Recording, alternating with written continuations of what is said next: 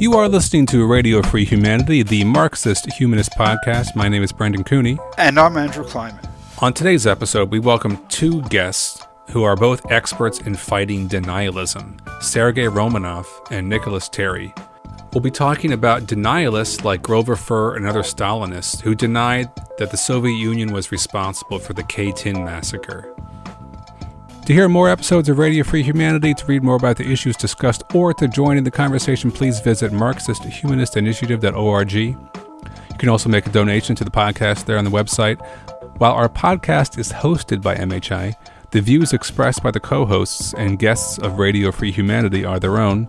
They do not necessarily reflect the views and positions of MHI. In just a moment, we'll be talking with Nicholas Terry and Sergey Romanov about denialism. But first, as we do in every episode, Andrew and I will take a few minutes to talk about some current events.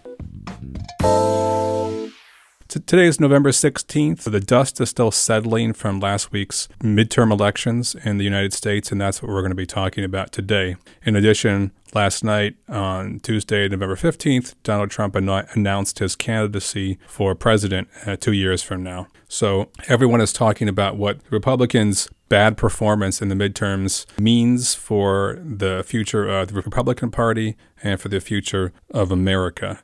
Pretty decisively, Trump's influence was bad for a lot of candidates across the board in elections last week. MAGA candidates, Trumpite candidates fared pretty poorly and led to a surprising amount of victories for Democrats. This includes not only Democrats keeping the Senate and maybe even potentially picking up a seat in the Senate, but all of the election-denying Trumpite candidates running for secretaries of state and battleground states lost their runs.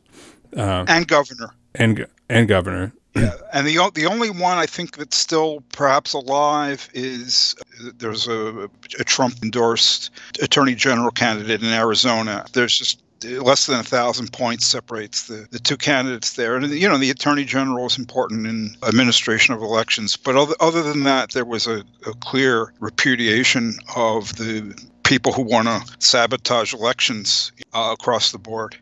Here in Pennsylvania, where I live, votes shifted toward the Democrats all across the state. Even in deep red counties, there was a shift away from Republicans toward the Democrats. The PA House of Representatives, the state house, is still uncalled. There are two races left uncalled, but there's a very strong chance that the Democrats might take the state house for the first time in like a decade and a half. So given the headwinds Democrats were up against with Joe Biden's low approval ratings and inflation and the general midterm effect against the incumbent party, this was really surprising results. Yeah, I mean, partly it was surprising because the polls were telling us the opposite, but that's like the aggregation of polls. Some of those were very bad partisan polls. Polling now is it's that kind of thing where it depends on who's willing to talk to pollsters, and most people aren't. And so there were signs that this wasn't going to go the Republicans' way, that it was much, much tighter than the polls were indicating. But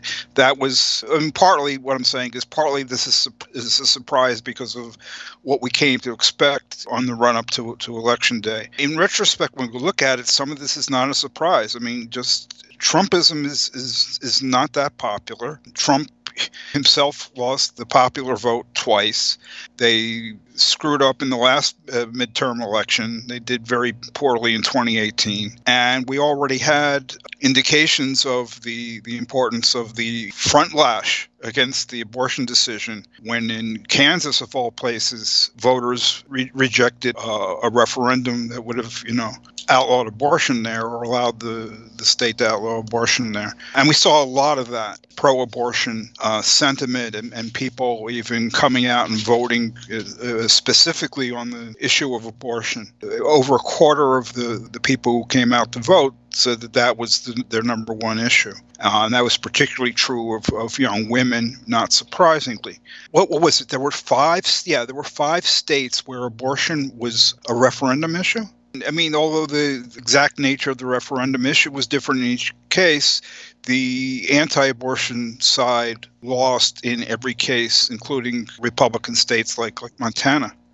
But here's the problem for Republicans, not that I need to worry myself with the Republicans' problems, but just to understand the dynamic, a lot of these MAGA candidates perform very well in the primaries, but they don't have that crossover that they can perform well in the November elections because they have to go beyond the MAGA base. They need to pick up moderate Republicans, traditional Republicans, independent voters, and they seem to have a very difficult time convincing those people to vote for them. Yeah, I think this is one of the big takeaways from this election is peeling off of a sliver, but in a tight environment like we have, a sliver is important, a sliver of Republicans and of conservative-ish independents, unaffiliated voters.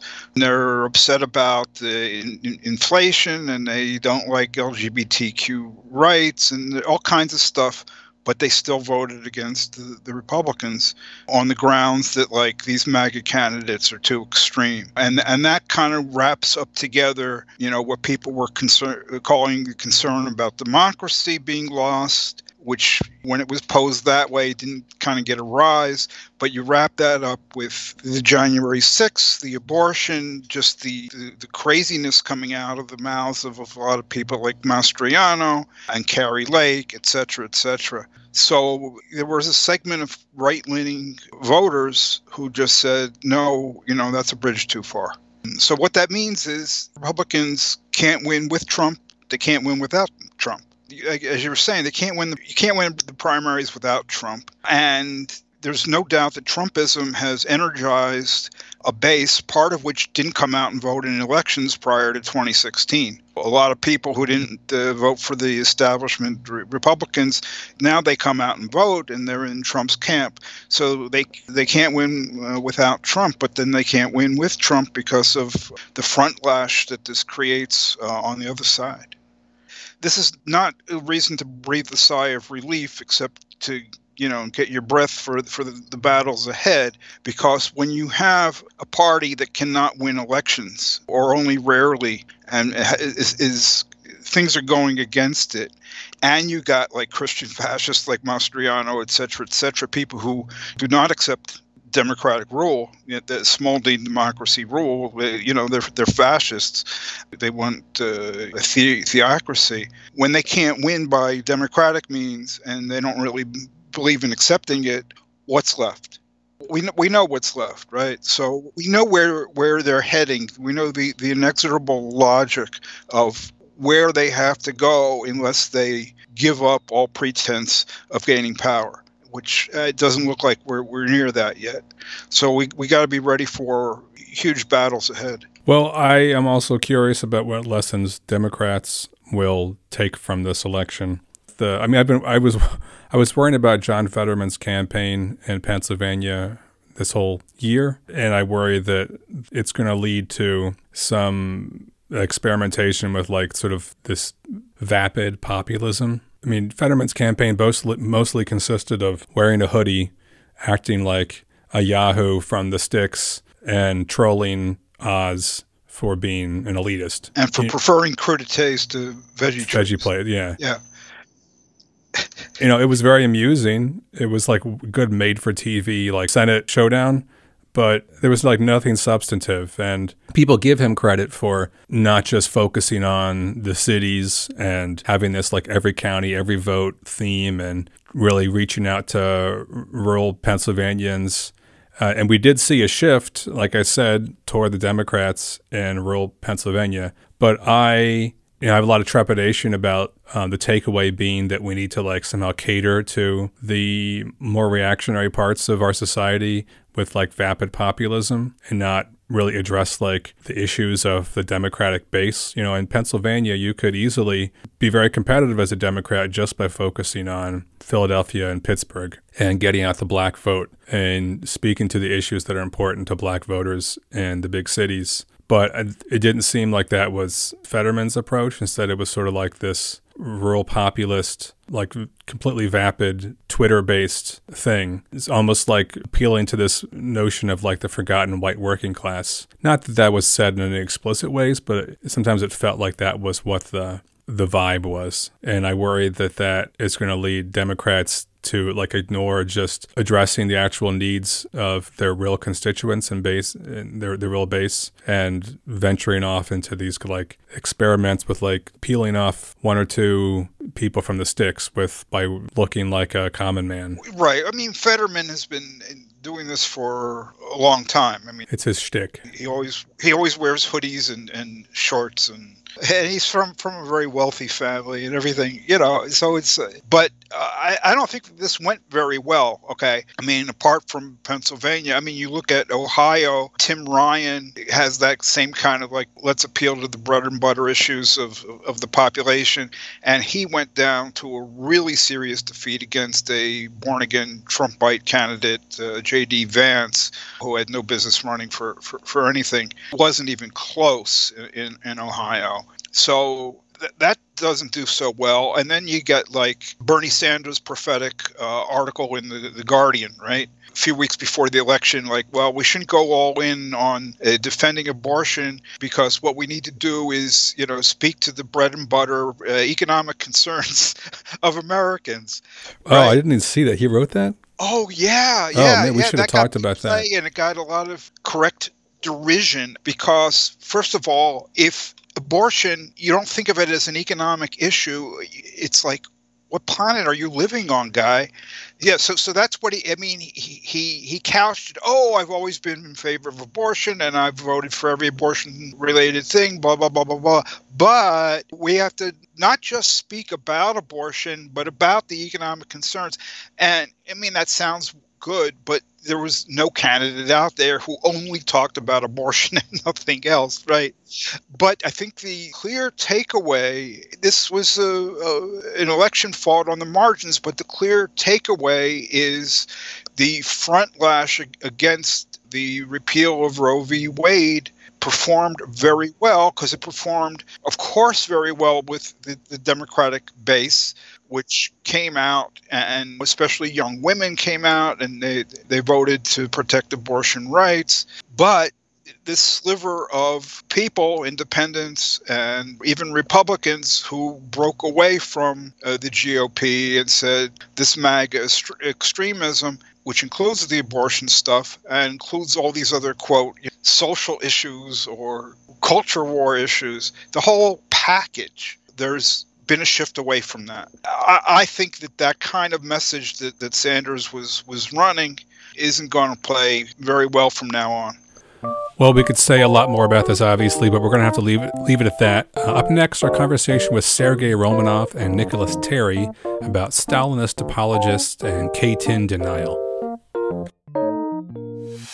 We are pleased today to welcome two guests to the podcast, Sergey Romanov and Nicholas Terry. Sergey and Nicholas are longtime collaborators on a website called Holocaust Controversies. It's a website that combats Holocaust denialism. And also, adjacent to that, denialism about the K-10 massacre, which occurred during World War II, and sometimes even denialism around other Stalinist atrocities. In fact, Sergey also operates a second website called the K-10 Files, which specifically combats denialism around the K-10 massacre. Of course, the issues of denialism and post-truth have been frequent topics on our podcast, and we discussed them with a number of guests over the years.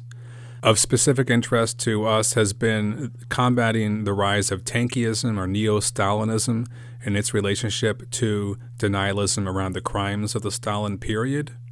We've devoted several episodes to critiquing the claims of the Stalinist apologist Grover Furr.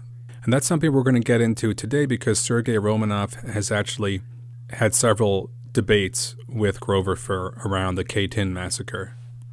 So Sergey Romanov and Nicholas Terry, welcome to the podcast. Thank you. Thank you. Let me just give a quick bio for both of you, and then we'll get more into the details of who you are and what you do as we start to talk about your website. Sergey Romanov has been a researcher of Holocaust and K-10 denial for over 20 years. He's originally from Russia, and he's done archival research on both topics in Russian and European archives. He's a longtime contributor to the Holocaust Controversies website, which he's a co-founder of. He co-edited a Russian academic documentary collection about the Treblinka extermination camp, And he's been very active on his own site, also called the K-10 Files, that specifically rebuts denialists around the K-10 massacre. And Nicholas Terry is a historian of the Holocaust in Eastern Europe, and he's at Exeter, and is also a specialist in Holocaust denial and one of the founders of the Holocaust Denial blog. So maybe we could just start with the website Holocaust Controversies. How did this website come about, and how did you both get involved in that project? Maybe Nicholas Terry, you could start off. Yeah, well, actually, it dates back to, I think, March 2006, and I was literally waiting for my PhD viva in that Windsor, and I stumbled across Holocaust denial online, having been researching the German occupation of Russia, and I was looking around for things regarding Auschwitz, and of course back then the Google search results kind of put denial results quite high. One thing led to another. I came across various internet forums where deniers were being debated by critics of denial, including Sergey and pretty much all of the other contributors to the Holocaust Controversies blog. And so actually I literally set it up and then promptly invited everybody to sort of join in. And so that basically got the ball rolling. You know, we've been doing that for obviously, 18 years. There's things to say about the prevalence of actual Holocaust denial. Maybe it's, maybe not as prevalent as it perhaps was in the 2000s and 2010s, but it's still there. And from an early stage, Sergey was blogging about apologists for Stalinism already in 2006. So it's always been a theme in the blog. So that's really how it got started. And Sergey Romanov, how did this get started for you? It was around 1999, 2000, when I first encountered Holocaust denial and Katyn denial. I was new to the internet. I was browsing around the English language websites, and naturally I also encountered the NISCOR project and the Holocaust History Project. Those are very good websites, classic websites with rebuttals, debunkings of the most famous Holocaust denial arguments up to that point in time. And basically, I was interested in all things skeptical, be it ancient aliens, psychics, whatever, everything to do with Skeptical Inquirer, this online magazine. One part of it was this historical revisionism, so to say. That's how I got introduced to the topic. So it's now hard to say where I first began to debate the deniers. It was probably in the Russian networks, not necessarily the internet, but the modem-based networks, like phone-based, modem-based. Then those were, I think, Yahoo mailing lists, where I met Hans Metzner, one of our co-bloggers, whom I also know personally. And then we met at this forum where really, as Nick said, deniers and anti-deniers were debating each other. It was, I think, real open debate on Holocaust, Rodo, so was the name of the forum. The original forum is long dead. There are some new forums with that name, but it's no longer there. Basically, that was the introduction to the whole topic through the internet. Well, Sergey, I first came across you because I was looking online for instances of people who had critiqued or debated the Stalinist apologist Grover Furr. And I found that you have had several back and forths with Furr around his denial around the K-10 massacre. Now, of course, Furr doesn't deny that the K-10 massacre happened, but he denies that Stalin was responsible for it. So maybe you could give us some background. We can't get into all the details of the debate on a podcast, but maybe tell us, how the debate with Grover Furr went down. And probably for listeners who might not be familiar with the K-10 massacre, I should give a brief historical gloss. The K-10 massacre occurred in April and May of 1940. The Soviet Union, under orders from Stalin, executed 22,000 Polish military officers, police officers, intelligence, prisoners of war, etc. Many of the bodies were buried in mass graves, some of them in the Katyn forest, hence the name the Katyn massacre. And many of these mass graves were discovered by the Nazis about a year later in the war. The Soviets never claimed responsibility for the massacre. They claimed that the Nazis had been responsible for it. But so with that context, Sergey, tell us about your back and forth with Grover Furr about this. So it was around 2007. Grover Furr began to discuss the topic of cutting. And by the way, I will be pronouncing it in the Russian way, cutting, yeah. But you don't have to, but it's like the way I want to. And actually, also in Russia, we have two ways to pronounce it. The native Smolensk way, it's cutting, with the emphasis on the first syllable, and katin with the emphasis on the second syllable. It's like most Russians say it, but the Smolensk people always say, oh, it's false. But nevertheless, so Grover Furr was trying to discuss the issue of cutting in these scholarly mailing list, H Russia. It was an interesting medium to see different perspectives, like around 2006, 2007. And he basically expressed his skepticism in cutting. And he told some professor, I think, you don't really know what happened there. You may think you know, but you don't really know it. It's all a matter of interpretation. The evidence is weak. And he listed some points that he thought proved that the evidence, the documentary evidence and whatever else was weak. I immediately saw when I read this exchange that he was making basic mistakes in chronology. Just to give you one example of what he was writing there, just to explain, he is disputing the authenticity of the main Katyn documents, like the Stalin order to shoot the Polish prisoners of war. So he's saying they were announced 5 years before they were published. And I'm like, how can that be possible? Because they were announced in 1992, and they were also published in 1992. And so I collected a couple of points, and then I wrote to Furr directly. And I presented these different points, and he tried to engage in some ad hominem. I used the Sergey Romanov, who wrote this and this review of this and this book, but I didn't let myself get diverted to these subtopics. I did respond to them, but I wanted to hear from Grover Furr, why did he write all these basic stuff? Why did he get it wrong? Chronologically, content-wise, whatever.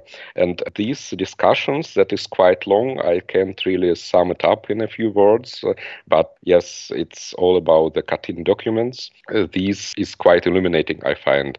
And I put it up on our blog. It's a little bit too general the way I describe it, because unless you really read this exchange, and I understand that it's a little bit too technical, you really won't get the point of the exchange. But the point is, Grover Furr made many basic mistakes during this exchange. The mistakes that no self-respecting researcher would have made, I think. That's my opinion. Can I intervene with a question? Were these, let's say, just mistakes due to carelessness or ignorance, or was there some political or historical tendency to the mistakes such that they altered or, distorted the historical record? I do not think it was some sort of malicious intent on his part, at least not at that time. But his original mistakes were pretty bad, but it's okay. Like, we all make mistakes. I've made my share of serious mistakes also in my articles. But it's when he was confronted with these mistakes, he was basically unapologetic, because he either dismissed them as mere details or as unimportant, and he added many more different false statements during our exchange. That's why I have a problem summarizing it, because it went really in all directions. Basically, it was a discussion of the whole Katyn massacre thing, Katyn denial, sources, events, witnesses. One has to read it for himself or herself if one is interested in the topic of Katyn denial. But basically, To me personally, just my conclusion from this exchange is that Grover didn't really care about accuracy or about an objective conclusion. Although at that time he still claimed that he didn't have much of an opinion one way or the other. Basically, he was still. I think he was pretending. I think deep down he already believed that it was the Germans who did it, but I think he put up a facade of this objectivity, and you can see it in his books and articles nowadays. He basically tries to explain the general philosophical principles, like every statement can be a lie and everything. And he is basically trying to launder, to regurgitate the arguments made by other people in a form that is academically acceptable. Do you think he was just looking for someone to test his theories against in private in preparation for, making his apologetics more powerful when it comes to writing a book about Katyn? That is very possible, because in the first reply to me, he asked me, are you the same Sergey Romanov who published a review of Yuri Mukhin's book? Yuri Mukhin, just to introduce him, because he is a pretty important person in Katyn denial. He is a Russian former engineer who is basically walking and talking freak show. There is probably not a single conspiracy he doesn't believe in. He's a Holocaust denier. He's a Katyn denier. He is a Stalinist. He believes that the moon landing was a hoax. He believes that Lysenko had it right and genetics is all lies, and so on and so on. And he was the father of modern Katyn denial. And basically, what you see in Grover-Fir's books or in the books of some highbrow Russian Katyn deniers are the arguments that Yuri Mukhin first introduced, more or less. It's the laundering of these arguments, because people like Grover, they, I think, more or less understand that Mukhin, due to his style, I apologize in advance for using this word, but he uses the word kaik in his books. Yeah, but yes, it's pretty extreme. And naturally, you can't really use Mukhin's books directly to convince most scholars or historians, because that's burning trash can. But his books are full of details, of numbers, facts. Whether they're authentic ones or not, that's another question. Naturally, Katyn deniers are very grateful to him for this, even as they try to distance themselves a little bit from these roots. So you will also see Yuri Mukhin mentioned in our exchanges with Fer. He asked me whether I was the guy who reviewed his book, Mukhin's book. I said yeah, and I think he saw that as a chance to test his ideas against someone who knows a little bit about the topic. Just to give you an example, I will quote Grover about Mukhin. You make a number of good points. That part of your article is worthwhile. You don't succeed in disproving Mukhin's argument, but you do show it has weak points. That's very useful. That's basically, that's very useful. However, you seriously mar your work by broadcasting your lack of objectivity through slighting remarks about Mukhin and by extension, anybody who does not just accept the genuineness of those documents Mukhin challenges, and so forth. You do not concede the contrary. Many of Mukhin's arguments are good ones too. And that basically shows to me that what the likes of Grover do, they take this original argumentation framework from the likes of Mukhin. They try to clean it up a little bit from the bigoted statements, from outright conspiracy theories, whatever, and they coach it in academic jargon, or try to, because if you read Grover Furr's books, you will see that they're not very readable, and they're basically, some of his books are a huge block of quotes from other works or from documents. That's not how historians usually write books. But yes, basically I see Grover Furr as someone who does dirty laundry. He washes the arguments of not very presentable Katyn deniers and presents them in this allegedly academic form. I began to understand it basically back when I had this first exchange with Grover Furr. So historians pretty much universally accept that the Katyn massacre was ordered by Stalin and that the Soviets carried it out. But it did happen in the middle of a war and was discovered by the Nazis. And there's a whole sort of political story about how responsibility for the massacre was understood and whether there was ever any accountability for it. So that might be interesting to get into. And also, what are the main pieces of evidence that historians are drawing from when they so universally accept that Stalin was responsible for the massacre? So the Germans discovered these graves in 1943. Naturally, Goebbels used the heck out of this find for propaganda purposes, naturally, to split the Allies, and he almost succeeded. For example, the Soviet Union broke the relation with the Polish government in exile. However, due to Roosevelt's and Churchill's position that you can't really get back these Poles, they're already dead, but the war is still going on, they decided basically to ignore the whole thing, to bury it, more or less. So the Katyn massacre then was discussed during the Nuremberg trial, and basically with the sides blaming each other. The German side blamed the Soviets blamed the Germans. They each had witnesses, 3 witnesses on each side, but the court didn't come to any conclusions on this topic, and Katyn wasn't mentioned in the Nuremberg judgment. Naturally, during the Cold War, in the countries of the Warsaw Pact, it was forbidden to discuss this topic except to agree with the original Soviet version of 1944 that it was the Germans who did it. But basically, any discussion was discouraged. And naturally, in the West, the general opinion was that it was the Soviets who did it. There was a congressional committee in 1952, the Medan Committee, that came to the conclusion that it was the Soviets who did it.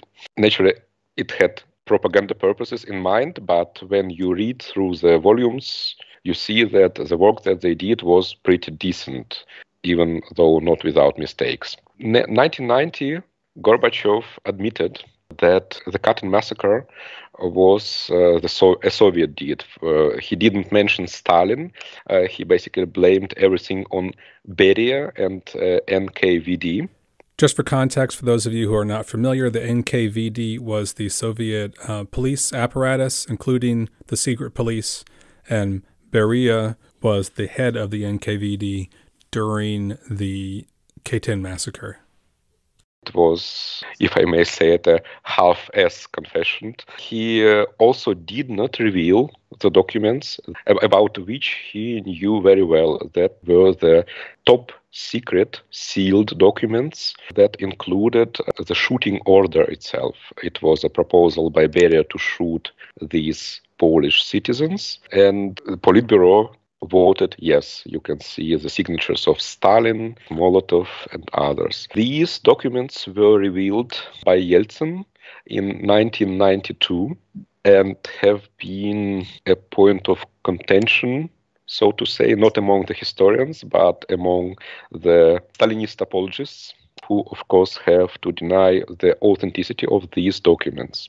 However, these documents are not the only evidence that we have.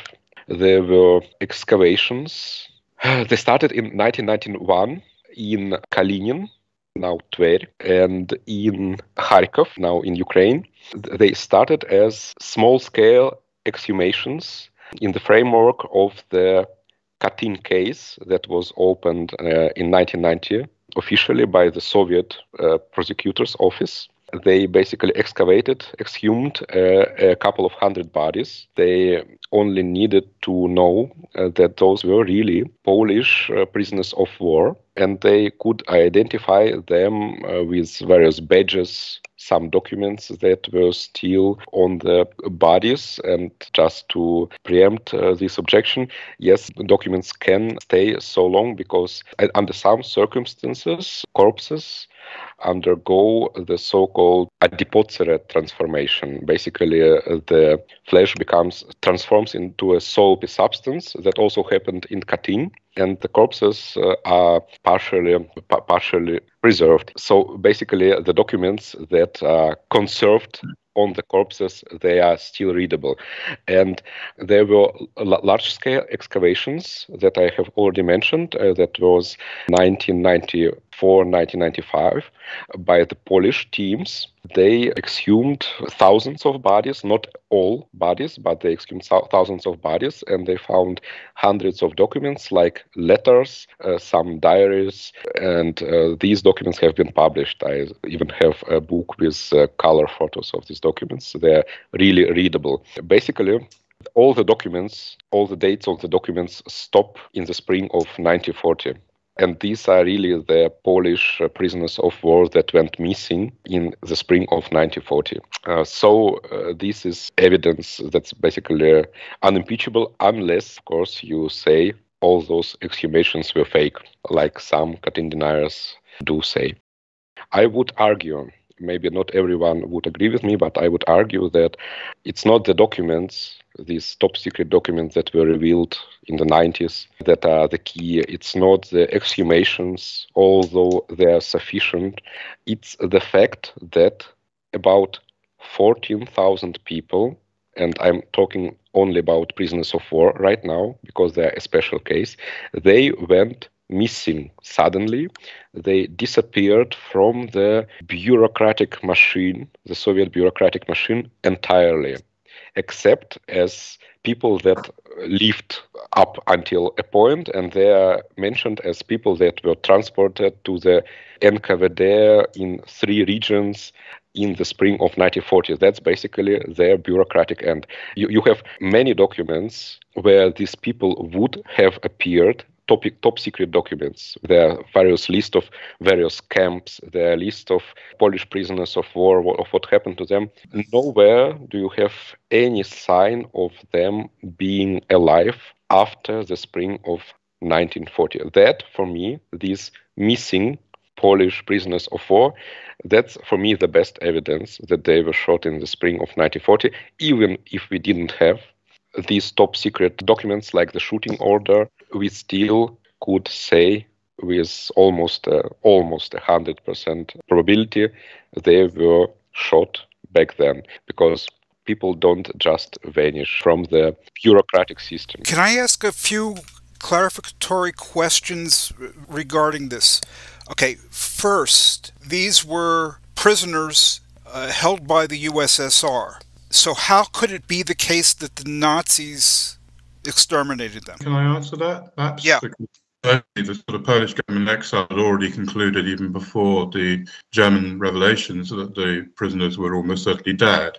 And obviously the revelations in 1943 confirmed their suspicion.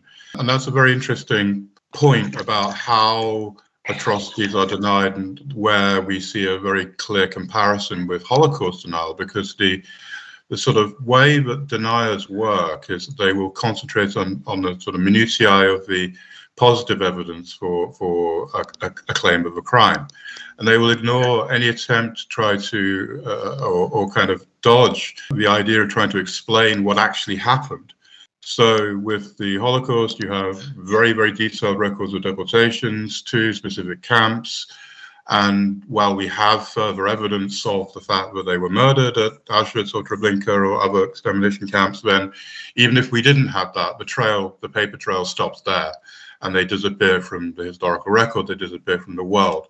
And that's exactly the same as what happened with the Katyn complex with the prisoners of war. And what's very interesting then is that the Soviets went one step further in 1944 by accusing the Germans of the crime. They created all kinds of hostages to fortune for the future. And Sergey will come back in again because I know he's looked at some of this sort of, almost like clutching at straws claims, because there is simply no evidence in any of the German sources, nor was it possible for anybody after the war, whether in the Soviet Union or elsewhere, to solicit any kind of confessions or testimony from anybody on the German side. But the Germans in 1941, as was claimed, had supposedly found these thousands of Polish prisoners of war and decided, for reasons completely unknown, they would execute them. Einsatzgruppe B was operating in this region, and it mentions nothing about them. No other German army unit was involved. Why? There would be no reason to execute them. There were no orders. So the issue among those who deny that the Katyn massacre was perpetrated by the Politburo, Stalin, etc., is that the dating of the murders is wrong. It's too early. In fact, they were murdered later, and that was then done by the Germans when they took the territory. Have I got that right? Exactly. And I mean, it's a very subtle thing, because there was, in Nuremberg, witnesses that the Soviets had, both sides had their forensic commissions, and it's a great example of kind of baffling with bullshit, that if you look just at the forensics, then maybe, if you're arguing about racial decomposition, all the rest of it, you can fudge things, but that doesn't overcome the fact that all of the documents stop in the middle of 1940. And on the other hand, the other problem is that they have no evidence. Okay, so let me clarify this for people like myself who are confused. We were hearing the dates, but I wasn't getting the significance of the dates. Now I think we understand the significance of the dates. So the correct timing of the massacre is April of 1940, approximately? Yes. Approximately. Okay. And the Nazis gained control of the territory in July 1941, more than a year later, and the evidence from the NKVD and whoever of the Polish prisoners that they held, that comes to an end in Spring 1940. Spring 1940. Yeah, so it's too early. So if it had been the Nazis that had done it, how come these people, they disappeared from the Soviet records more than a year before that? Okay, I got the significance of this issue. Okay, I have one more follow-up question about something I didn't understand. How do the documents uncovered with the exhumation of the bodies, how do they go to the issue of who was responsible for the massacre? It's the dating problem because these documents, they are basically ephemeral. Most of them. There are newspapers, for example, that you don't really carry with yourself for an entire year, more or less. Yeah, we should understand. Like there are always exceptions, but if you see a group of people on the street and maybe they are carrying newspapers or some tickets, maybe some letters from their loved ones, they are more probably than not, we are talking about hundreds and thousands of people, they will have the date that is near, that is the actual date. Yeah, like nowadays is November. Like we would expect, like maybe September, October, November, but we wouldn't expect a mass of documents from a year before. Okay, so this again goes to the issue of when the massacre took place. Well before the Nazis gained control of those people. It's consistent with April of 1940. It's not consistent with July of 1941. Right. I have one more question, which is a big picture question about this. My understanding of what Grover Furr is trying to do is to clear Stalin of the charge of being a mass murderer. and that's because he prefers an arch Stalinist.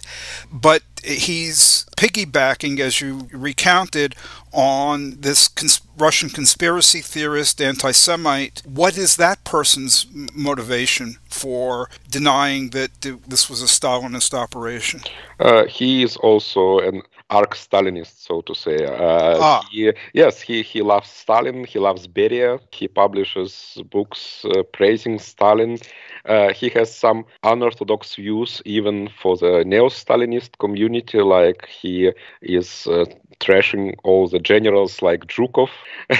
He hates them, but he also has some views that are probably incompatible with Grover Fur's views. So as far as I understand, Grover Fur blames Yezhov for 1937 and thinks that he was like an enemy of the people. But Mukhin wrote that Yezhov was really a good guy who just got carried away or something like that. But it just an aside. Yes, I wouldn't say that every Katyn denier is motivated by Stalinism, although they are most probably Stalinist to one degree or another. Mukhin is an open Stalinist, but there are some Russian authors, I wouldn't call them historians, who try to clean up his arguments just like Grover Fur does. They want to make them presentable to the larger public and to the scholarly community. So what is their motivation? Sometimes it's misunderstood patriotism. Like if you blame USSR, you blame Russia. If you blame Russia, you are blaming the Russian people and whatever. That's their logic, not mine, naturally. Some of them think that it's like some sort of a blemish on a country that has fought against the Nazi invaders. It cannot be that we did the same things, some of the things. I think they do believe in their own BS. It's not necessarily Stalinist, but it's Stalinist motivation. Sometimes it's just a nationalist motivation, let's put it this way.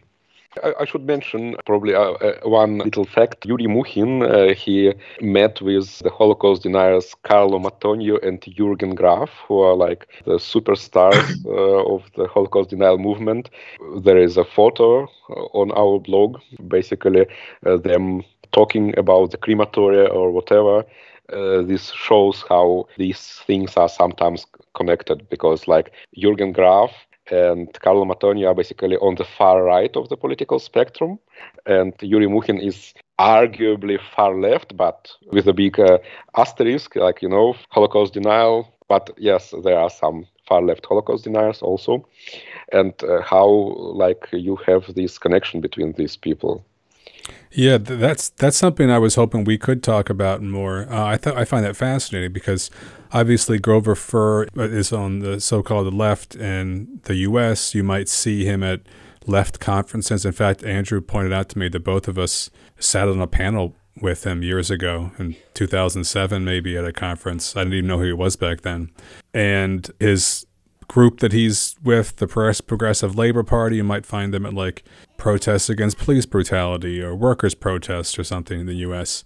But basically his co-thinkers over in Russia are super reactionary. I mean, they tend to be homophobic and anti-Semitic and, like you said, associated with Holocaust denialism and associated with the Putin regime and like the turn toward Stalin apologia in the far right in Russia. So I was wondering if maybe you both might have some more insight for our listeners about like what those trends are in Russia. Like, where did the Stalin apologists sit on the political spectrum? How have they evolved over the past few decades in their thinking and in their politics? And what is the cross-pollination between the far right in Russia and this segment of the so-called left in the U.S.? It seems very much that even under Putin and also especially under Medvedev when he was president, then the government is actually willing to acknowledge that there are victims of Stalinism. Putin helped unveil a new memorial in Moscow to the victims of communism. I think it was in 2017 or 2018. A lot of that's been emphasizing the victims, and especially in the mass graves in Moscow, the Butovo firing range. that was almost sort of farmed out to the Russian Orthodox Church, which is kind of part of the Putin regime's kind of strategy of promoting a kind of conservatism via re-emphasizing religion. But one cannot discuss the perpetrators because they are Chekists, and of course these are the people who, that's Putin's circle, the Siloviki, and, they all evolved from the KGB, or many of them did. Putin himself obviously did. So that's one side of it. So the official discourse is to sort of a kind of, crimes without perpetrators is kind of their preferred mode.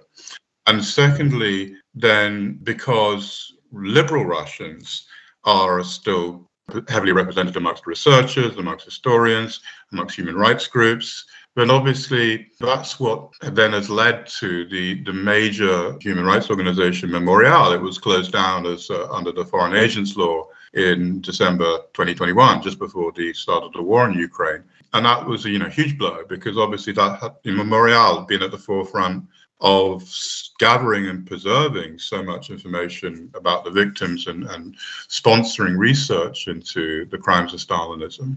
So there's a kind of mix of motives, sort of an anti-liberal motive maybe, and also then a kind of desire to preserve the memory and legacy of the Chekists, of the NKVD, and then also then desire to preserve the memory of Stalin, not so much to sort of, it's more that basically what happened in the 1930s and then subsequently in the expansion into Eastern Europe is kind of seen as inconvenient to the myth that they want to convey about Stalin as a great leader and the leader of the Soviet Union in its victory in the Great Patriotic War. So they'd rather emphasize the good side of Stalin, and therefore that means passing over the bad side. What that creates is a culture where Katyn denial and apologism for Stalinism is tolerated, even if it's not something where the Kremlin inner circle are necessarily going to care that much. And just an example, Sergey can pick up on this because I think you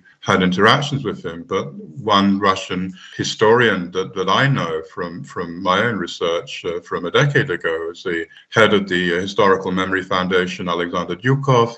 And most of what Dyukov works on is looking at Nazi crimes during the war. And yet then he flirted with Katyn denial on a few occasions a decade ago, but then decided it wasn't necessary, and he decided not to push it further because it wasn't seen as central to the main aim, which is to sort of essentially demonize the Nazis justifiably, but also to effectively to glorify the Soviet achievement. And also, maybe Sergey, you can kind of add something about that. What makes this even more complicated, my big article against Katyn denial, it appeared in a collection of articles published by the Russian Military Historical Society, headed by the same Vladimir Medinsky, who headed the Russian delegation to the Russian-Ukrainians war talks. So one could point to the instances where parts of this society engaged in Katyn denial. On the other hand, they officially publish an article like mine. The right hand sometimes doesn't know what the left hand does. It's a complicated situation, I must say, in regard to Katyn. What I can say, if one day Putin says, I have been deceived, like what I told you in 2010, where he accepted the massacre, as Stalin's did, I have been deceived by some enemies of the people, whatever, and it's probably a German crime. You can be sure that the Russian prosecutor's office will conduct a new investigation that suddenly will say it was the Germans. And then there will be no more flexibility in this regard, no official society, military historical society, whatever. They will no longer allow articles like mine. It was only allowed because it's still a mainstream position. It has been an official position back then when it was first came out. What the future brings, we don't know, with the war and everything, with the Katyn deniers becoming deputies, and there are several deputies who are also outspoken Katyn deniers, like, for example, Anatoly Wasserman. He has been clowning around in his live journal blog with Katyn denial style apologetics and whatever. And deputies means members of parliament. Members of Duma, yes, members. Yeah. And then last year he became a deputy.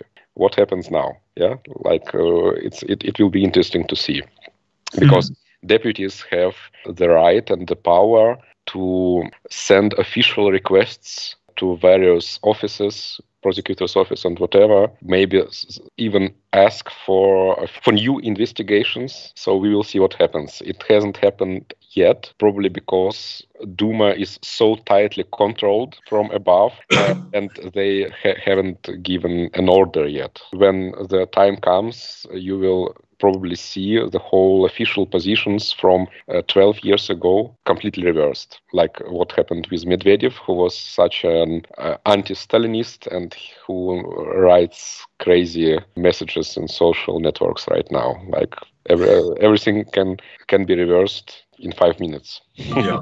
Hey, we're going to return to this conversation in just a moment, but first, as we do in every episode, we're going to take just a few minutes to hear from Anja Klard, Organizational Secretary of Marxist-Humanist Initiative, the organization which sponsors this podcast.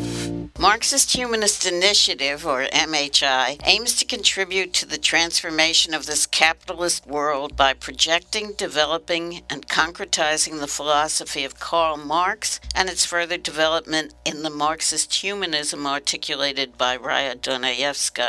The ongoing COVID-19 pandemic and today's many other social, political, and economic crises make this a moment to engage people in discussion of these ideas. In the U.S., we are faced with the threat of Trumpism triumphing and all-out authoritarianism extinguishing our right to carry on these discussions. Yet at the same moment, the multiracial movement for Black lives has spread to every corner of the country and the world, launching a flood of activism and new ideas that deepen the concept of freedom. MHI is dedicated to the task of proving theoretically that an alternative to capitalism is possible. We are distinguished by our economic analyses in which we do not merely assert but demonstrate that the only opposite to the current world economic system is its abolition and replacement with one not based on the production of, quote, value, close quote. Because capitalism cannot be fundamentally reformed, attempts to reform it lead to an intensification of state capitalism, not to socialism. We are not a political party, nor are we trying to lead the masses who will form their own organization and whose emancipation must be their own act. But we have seen that spontaneous actions alone are insufficient to usher in a new society. We seek a new unity of philosophy and organization in which mass movements striving for freedom lay hold of Marxist philosophy of revolution and recreate society on its basis. Our ideas and actions, as well as our structure and rules, are guided by the interests of working people and freedom movements of people of color, LGBTQ people, other minorities, women, youth, and all those around the world who are struggling for self-determination in order to freely develop their own human natures. We have no interests separate and apart from theirs.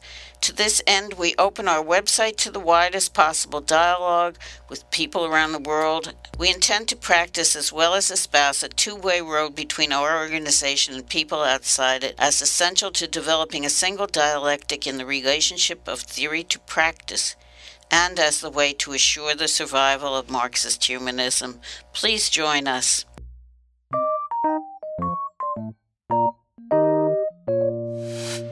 I think there's also a kind of foreign policy dimension to a lot of the Russian history politics. Exactly. Because obviously Poland left the Warsaw Pact and of course became an EU NATO member, but the Medvedev government and Putin at the same time, were still, very much willing to cooperate with the Poland, to exchange and release. There was actually a release of new Katyn documents, I think, 1 year in 2010 or 2011 when I was in Moscow. Literally just happened, and they obviously then they went to the anniversary ceremony, which resulted in the plane crash, which obviously generated a lot of conspiracy theories in Poland about why one of the Kaczynskis had died, along with so many other senior Polish politicians in its plane crash. But then when Poland, for example, in the spring was being incredibly vocally in support of Ukraine, then there was a local demonstration. There was a kind of column of excavators, of diggers, advancing on the Katyn Memorial, as if to threaten the prospect of, well, you know, we're going to literally erase your memory here, your memorial. And you can kind of see how that parallels the way in which, I mean, you know, Zhukov, for example, is persona non grata in most of the Baltic states because he's been critical of some claims made in Lithuania and other states about Stalinist crimes there. And obviously the war, you know, the kind of constant fighting between Russia and Ukraine over the memory of Stalinism is pretty obvious. So it's possible that in a foreign policy context, that maybe the Putin regime decides, actually, we've really had enough, we don't care anymore, we're not going to try to be conciliatory. But it's probably more likely that they will stop short of that because they've not yet burned all their bridges, despite being so isolated from the rest of Europe over the 2022 war. And of course, we simply don't know how the regime is going to evolve in the next year as a result of the war. But certainly, you know, as there are more and more people who seem to be unabashed in celebrating Stalin, certainly the opinion polls amongst the Russian public suggest that he's considered much more of a great figure over the last decade than had been the case in the 1990s or 2000s. And obviously that would breed more support for outright apologism and denialism. And I suspect that's partially why the kind of Tankies and the Stalinists in the West kind of feel emboldened, because they see that Stalin is not being regarded as the, you know, problem figure that perhaps was the case from the 50s onwards in the Soviet Union and Russia. You don't have to deny Katyn to sort of hollow out the memory. It has been happening. For example, you might have heard that in Tver, former Kalinin, the memorial plaques were taken down that mentioned the 6,000 police prisoner of war that were shot there and were buried in this village of Medne. Actually, if you look at the content, the text content of the informational stands at the memorials at Katyn and Medne, you will see that right now it has been hollowed out. Like they have whole sections about the Soviet POWs from the Soviet-Polish War of 1920, who died, many of them died in the Polish POW camps, mostly from diseases. They were not like intentionally murdered, but they are basically mentioned to balance out the Soviet guilt. It's like, yeah, you did it to our people, we did it to your people, it's all okay. That's the subtext. This rewriting of the memorial history, this has been happening for a while now. Yeah, I'm dying to get into Grover First's contradictions about the Great Terror, but we won't have time for that. I want to say something about this issue of the deniers picking at anomalies. I want to try to get at what is wrong with that. And I think the discussion has gotten at that in one way, that they don't make a positive case. But in a sense, somebody like Grover Furr makes a positive case. You know, Stalin was innocent of everything. It was all a gigantic rightist Trotskyist conspiracy. Yezhov did this. He's got a story to tell. He makes a positive case that way. So the real issue is, I think, how one deals with evidence. Okay? And the problem of looking for anomalies seems to me it's just a species of cherry picking. You're cherry picking the evidence. In this case, you're denying that that's a piece of evidence, or you're denying that that's a piece of evidence. But really well-known, solid principle of interpretation, of historical evidence, of texts, of everything, is that the way to make sense of what's out there is to interpret the evidence as a whole. the goal is that you have to make sense of it as a whole, and interpretations that cannot grapple with the totality of the evidence, they're not as good as interpretations that are able to grapple with the interpretation of all of the evidence taken as a whole. And this is why I think Nick's point about missing persons, where did they go, is hugely important. And this is a point that Keith Kahn Harris made to us when we interviewed him about his book, and I know that you, Nick, are an associate of him. He said, you know, when you look at Holocaust denial, the biggest glaring gap, the thing that they cannot explain is, where did millions of European Jews go? They were there before the Holocaust. There's no record of them afterward. Where did they go? And, you know, there is no answer to that. So that's like a piece of evidence that is just like, if you can't, it doesn't matter how many nits you pick, how many holes you find in this or that, if you can't answer that question, you can't grapple with the evidence as a whole, and you're just not worth taking seriously, so far as I can see. Yeah, exactly. I mean, I think there's an interesting set of rhetorical games that get played, because the denialists will often attack the conventional story or the mainstream narrative, or even then reduce it to, oh, this is the conventional narrative as portrayed in Sanford regarding Katyn, or in Hilberg regarding the Holocaust. And of course, actually, it's not just Hilberg or Sanford who would argue this. And yet then they do have a story to tell, like you said about Farr and his kind of attempt to rehabilitate Stalin. Obviously, he has something that looks like a story, but you read the stuff, and obviously most of what they then write is attacking the accepted version, and very little, much less space on trying to prove their own case. Almost all conspiracy theories are the same. So the narrowing down the question of 9/11 to whether fire can melt steel and all the other kind of technical arguments, and, you know, ergo it must have been Bush, and must have been the US government, or it must have been Israel, and it's like just ignoring everything else and not actually being able to come up with your own narrative that meets conventional standards.